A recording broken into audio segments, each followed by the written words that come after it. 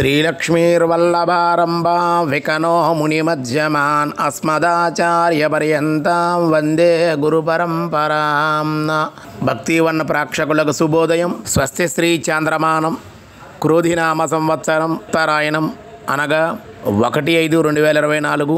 స్వస్తి శ్రీ చాంద్రమానం క్రోధినామ సంవత్సరం ఉత్తరాయణం వసంత ఋతువు చైత్రమాసం కృష్ణపక్ష అష్టమి బుధవారం. ఈరోజు అష్టమి రాత్రి 12:56 వరకు, శ్రవణ నక్షత్రం రాత్రి 12:29 వరకు, శేషవర్జ్యం ఉదయం 6:57 వరకు, మళ్ళీ తెల్లవారుజాను వర్జ్యం 4:46 నుండి రేపు ఉదయం 5:46 వరకు, దుర్ముహూర్తం ఉదయం 11:31 నుండి 12:22 వరకు, సూర్యోదయం 5:39, సూర్యాస్తమయం 6:14, అమృత గడియలు మధ్యాహ్నం 2:34 నుండి 4:06 వరకు, రాహుకాలం మధ్యాహ్నం 12 నుండి 1:30 వరకు రాహుకాలం. శుభయోగం ఈరోజు సాయంత్రం 4:43, బాలవ మధ్యాహ్నం 1:53, కౌలవ కరణం రాత్రి 12:56.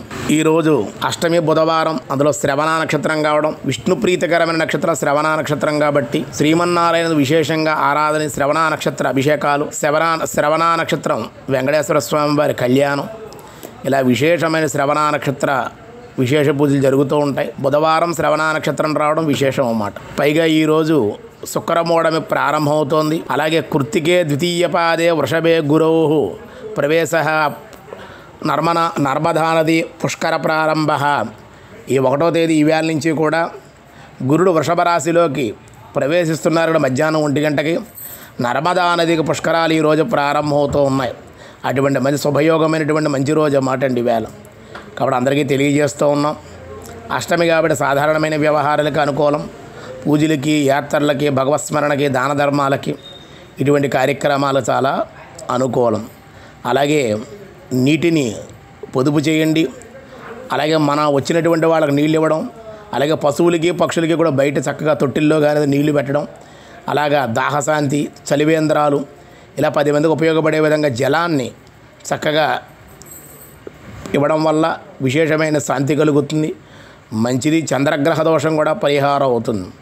పుష్కరాలకి వెళ్ళలేనటువంటి వాళ్ళు ఈ రోజు నుండి కూడా అయ్యో మన నర్మదా నదికి వెళ్ళలేకపోతున్నాం అనుకునేటువంటి వాళ్ళు ఇంటి దగ్గరే చక్కగా లేదా గుబ్బి దగ్గరలో ఉండే నదిలో కానీ, నూతుల దగ్గర కానీ, గోతుల దగ్గర కానీ, చెరువుల దగ్గర కానీ, కాలువల దగ్గర కానీ స్నానం చేసేవాడు నర్మదా నదిలోనే స్నానం చేస్తాడు. నర్మదను తలుచుకుని నర్మదా అని చెప్పి నర్మదా నదిని తలుచుకుని చక్కగా స్నానం చేయండి.